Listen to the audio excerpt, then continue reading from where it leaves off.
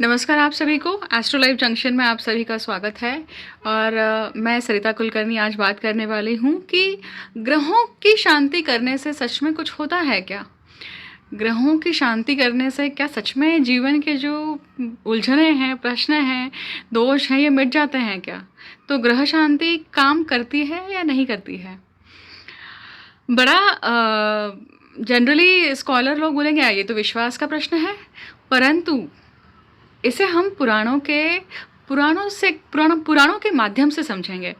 पुराणों में जो संबंध बताया गया है, पुराणों में इसका उत्तर बहुत स्पष्ट रूप से मिलता है हमें कि ग्रह की शांति जब करवाते हैं तो क्या सच में बहुत अच्छे परिणाम निकलते हैं और इसके कारण क्या हमारे जीवन में सच में शांति आती है। तो देखिए, इसका सबसे पहला उदाहरण या इसका उल्लेख मैं शिव पार्वती के एग्जाम्पल से करने वाली हूँ। तो हम सभी जानते हैं कि माँ पार्वती का जो अग्निदाह हुआ था उसका कारण क्या है। तो प्रजापति ने यज्ञ रखा था, और मतलब दक्ष प्रजापति जो पार्वती माँ के पिताश्री हैं, उन्होंने एक यज्ञ का आयोजन किया। उस यज्ञ में सभी को बुलाया, परंतु पार्वती और शिवजी को आमंत्रित नहीं किया। तो पार्वती जी तो पहुंच गई थी वहाँ पर, गौरी जी तो पहुंच गई थी वहाँ पर कि तो क्या हुआ, मेरे पिताजी ने नहीं बुलाया तो क्या हुआ, वो तो घर मेरा भी है ना, ऐसा सोच के पहुंच गई थी। बट उन्हें इसका गांभीर्य नहीं पता था कि ये वो क्या कर रही हैं, और इसके लिए उन्हें शिवजी ने टोका था कि जहाँ तुम्हें आमंत्रण नहीं है वहाँ पे नहीं जाना चाहिए पार्वती, क्योंकि वहाँ पे हम इनवाइटेड नहीं हैं। और ये तो समझने के लिए तैयार ही नहीं थी पार्वती जी। अच्छा, ऐसा क्यों होता था? क्योंकि पार्वती जी जो हैं वो मनुष्य रूप से देवत्व को प्राप्त कर चुकी थी। तो कितना भी कुछ हो जाए, मनुष्य की जो इच्छा आकांक्षाएं, जो वासनाएं हैं, वो कहीं ना कहीं कौन जाती थी, ये शिवजी बहुत अच्छे से जानते थे। देखिए, अब हुआ क्या। अब दक्ष प्रजापति ने जो यज्ञ का आयोजन किया था, उस यज्ञ में सभी देवी देवताओं को आमंत्रित कर होम जब शुरू हुआ, हर देवी देवताओं को आहुति पहुंचने लगी। आहुति दी गई, उन्हें अपनी आहुति प्राप्त हुई, सभी ने अपनी अपनी आहुति भक्षण करी। परंतु पार्वती जी के नोटिस में आया कि यहाँ पर मुझे या मेरे पति को आहुति नहीं दी जा रही है, ना ही मेरे पति को या मुझे इनवाइट किया है, आमंत्रित किया है। अब इसी को सीधे सीधे अपने जीवन में एक बार लागू करके हम समझते हैं।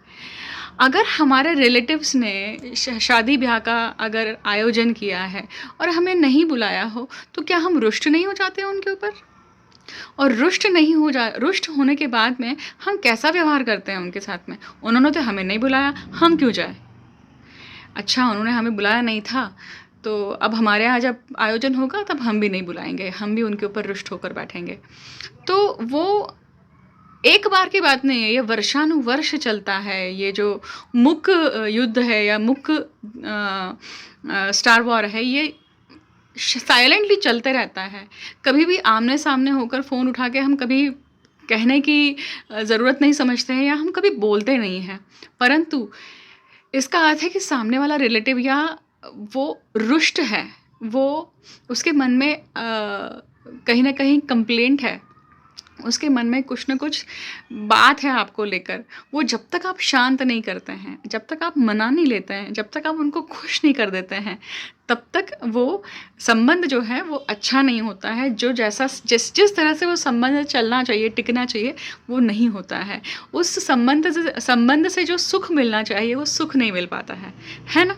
होता है ना? ये हमारे सामाजिक बंधनों में ये चीज़ बराबर होती है कि नहीं? आप सभी इन सब चीज़ों में हामी भरेंगे। उसी प्रकार से जब हम मना लेते हैं, जब हम खुश कर देते हैं सामने वाले को, जब हम उन्हें शांत कर देते हैं, तो हमें उसका अच्छा परिणाम मिलता है। उसी प्रकार से जब ग्रह हर ग्रह में कुछ न कुछ दूषितता है ही। क्यों है? क्योंकि हम दूध के धुले नहीं हैं। प्रत्येक मनुष्य ने जो जन्म लिया है वो अपने गत जन्मों के कर्मों के अनुसार उसे जन्म मिला है। तो जिस श्रेणी का वो जीवन जी रहा है, उस श्रेणी का जीवन जीने के लिए उसके अपने कर्म उसे बाध्य करते हैं। दृढ़ कहिए, अदृढ़ कर्म कहिए, सभी कर्म उसे बाध्य करते हैं उस प्रकार का फलित भोगने के लिए। और ज्योतिष शास्त्र में उपाय शास्त्र एक बहुत बड़ा खंड है और उस हिसाब से कर्म करने के लिए बताए गए हैं कि किस प्रकार से कर्म करने चाहिए। तो जब आप वैसे कर्म करते हैं और जब आप उपाय विधान करते हैं, उसी प्रकार से जब हम ग्रहों का कोई शांति पाठ कराते हैं, इसका अर्थ है कि ग्रह शांति करने से हमारे कर्म जो हैं वो शुद्ध, हम उस प्रकार से, उस माध्यम से पत्रिका को शुद्ध करते हैं, उस ग्रह को शुद्ध करते हैं, ताकि उस ग्रह का आशीर्वाद, उस ग्रह की शक्ति हमें प्राप्त हो सके। तो ग्रह शांति काम करती है क्या? तो निश्चित करती है, चाहे फिर वो वास्तु शांति हो, ग्रह शांति हो। अब जैसे ग्रह प्रवेश जब हम करते हैं तो प्रवेश कर रहे हैं, तो सबसे पहले पूजन हम गणेश का करते हैं, क्योंकि गणों में वो इष्ट हैं, तो सबसे वो प्रथम पूज्य हैं, इसलिए हम गणेश का पूजन करते हैं। तो हर एक का रीज़न है, वो सबसे मांगलिक चीज़ को दिखाते हैं, इसलिए वो चीज़ करना बहुत इम्पॉर्टेंट होती है। जब तक आप शास्त्र और शास्त्र के जितने भी जो मापदंड, या ये कहिए कि जो भी रीजनिंग है, वो जब तक आप समझने की चेष्टा नहीं करेंगे तब तक आपको समझ में भी नहीं आएगा। बट ऐसे ही मुख होकर फॉलो करने के लिए नहीं कह रही हूँ, पर सबका संबंध हमारे पुराणों में दिखाई देता है। अगर आप पुराणों को पढ़ते हैं, पुराणों को समझने की कोशिश करते हैं, तो आपको इन सब का परिणाम दिखाई देता है, इन सब के संबंध नज़र आते हैं और उसके लॉजिकल रीजनिंग समझ में आती है। तो मैं आशा करती हूँ कि इस वीडियो से आपको ग्रह शांति के बारे में जो समझना है या जो डिसक्लैरिटी थी, वो आपको क्लैरिटी मिल गई होगी। मैं अब अपने वीडियो को यहीं पे विराम देती हूँ। अगले वीडियो में आपके साथ में नए किसी विषय को लेकर ज़रूर मिलती हूँ। Thank you so much.